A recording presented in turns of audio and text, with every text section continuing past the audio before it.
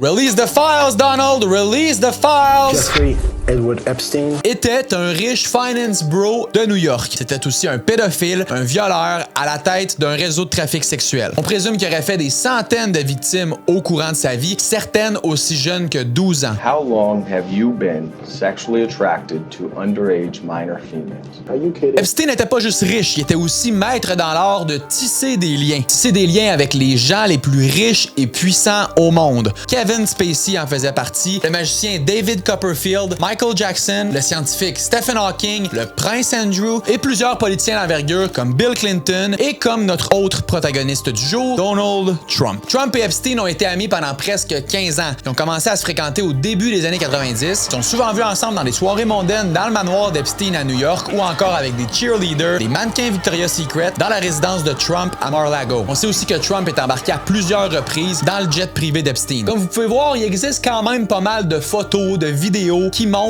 qu'il n'était pas juste des connaissances. C'est pas des farces. Epstein était au mariage de Trump en 93. Dans un article du New York Magazine en 2002, Trump disait à propos d'Epstein: Terrific guy. He's a lot of fun to be with. Epstein a même dit sur un podcast qu'il a été l'ami le plus proche de Trump pendant 10 ans. Mais quand ça commence vraiment à chauffer au niveau judiciaire pour Epstein, le discours de Trump change par rapport à son vieil ami. I was not a fan of his. That I can tell you.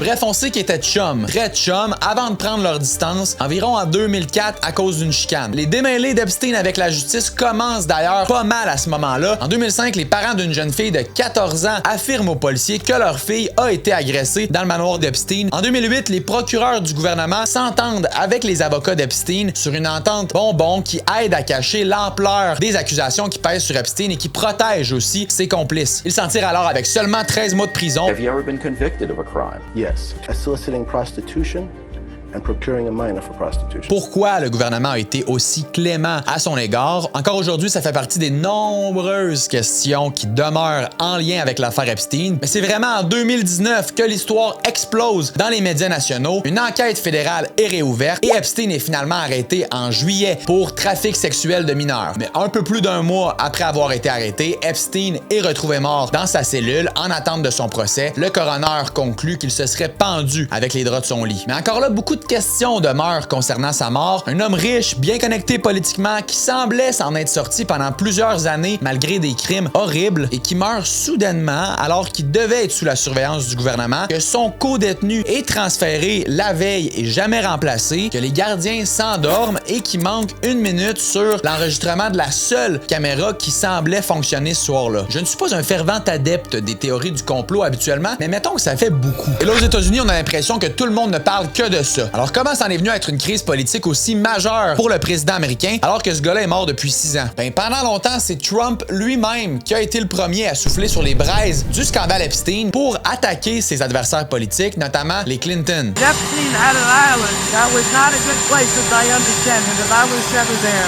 to kill Clinton, go to the island. Il a tant de fois mis du gaz sur le feu comme quoi cette histoire-là est un complot, galvanisé ses supporters MAGA, Make America Great Again avec tout ça, qu'il y a un réseau d'élite qui essaie de cacher la vérité sur Epstein et il s'est souvent positionné comme étant celui qui allait tout révéler. Et encore une fois, durant sa campagne électorale pour devenir une 2e fois président, Would you declassify the Epstein files?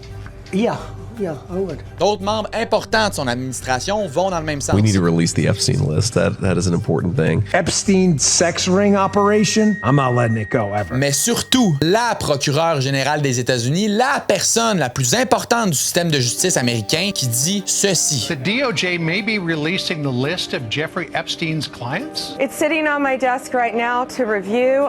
That's been a directive by President Trump. Puis finalement, la bombe qui a déclenché toute cette crise que traverse présentement Trump et son administration, c'est ce mémo de 2 pages publié sur le site du département de la justice qui dit que, après que la procureure générale ait dit qu'elle avait la liste sur son bureau, ben finalement, il n'y en a pas de liste de clients, il n'y en a pas de tiers parties d'impliqués. Case close. Plus rien à voir. Et là, t'as pu entendre à la grandeur des États-Unis un gros pardon. Après nous avoir dit pendant plusieurs années que vous alliez tout exposer, tout dévoiler, la liste de clients d'Epstein, les pédophiles, Clinton, le Deep State, mais là, vous nous sortez un document de 2 pages qui dit ah ben, y a rien là. Et c'est là que c'est parti en couille. How many of you are satisfied with the results of the Epstein investigation? Clap. Big Make some noise if you care about the Jeffrey Epstein scandal.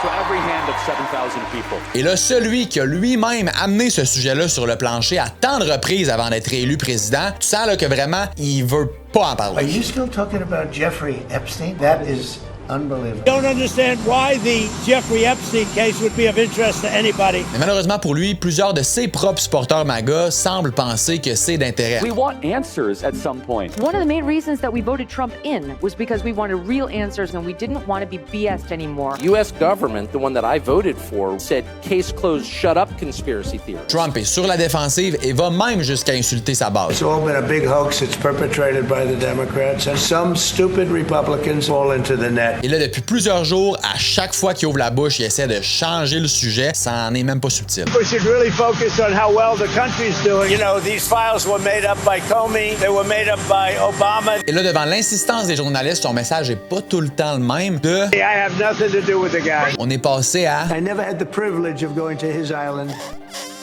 Hey, même si j'essayais de le croire, je pense que je serais pas capable. Puis en passant, de dire privilège, je suis pas sûr que ça s'applique quand on parle d'une île où plusieurs jeunes filles ont été agressées. L'affaire avec le dossier Epstein, c'est que c'est sorti de ce qu'on appelle la bulle politique, soit la bulle de gens qui suivent l'actualité et la politique sur une base régulière. Il y a 80% des Américains qui ont entendu parler de cette affaire-là. C'est pour ça que c'est autant dommageable pour lui. C'est une affaire qui est rendue vraiment grand public. 69% de tous les Américains pensent que le gouvernement cache de l'information. 89% des démocrates, mais surtout 73% des républicains veulent que le gouvernement publie tous les documents qu'il a en sa possession sur Epstein. Release the files, Donald! Release the files! Pour Trump, malgré tous les scandales auxquels il a fait face, c'est vraiment la première fois qu'on a l'impression que ça lui colle à la peau, particulièrement auprès de sa base de supporters MAGA. Chaque jour, il y a des nouvelles révélations qui sortent concernant ses liens de proximité avec Epstein. Malgré tout ça, il reste tellement de flou, il reste tellement de questions entourant tout ça, mais parmi les certitudes que l'on a présentement, c'est d'abord et avant tout que Trump et Epstein, certainement, ont été très proches à une certaine époque. Et on sait que le gouvernement, dans le passé, a déjà essayé de mettre cette affaire-là sous le tapis avec l'entente donnée à Epstein en 2008, mais on sait surtout qu'Epstein était ami avec plusieurs personnes, beaucoup de gens puissants, riches et influents qui ont énormément à perdre dans tout ça, en commençant probablement par le président lui-même. Plus le temps passe et plus il se défend de toutes les façons les plus débiles pas possibles, et bien plus qu'il donne l'impression effectivement qu'il y a de quoi cacher. Alors qu'il a lobotomisé sa base en dénonçant les cachotteries et les complots du Deep State, est-ce qu'il est maintenant partie prenante du Deep State parce qu'il protège ces complots-là maintenant?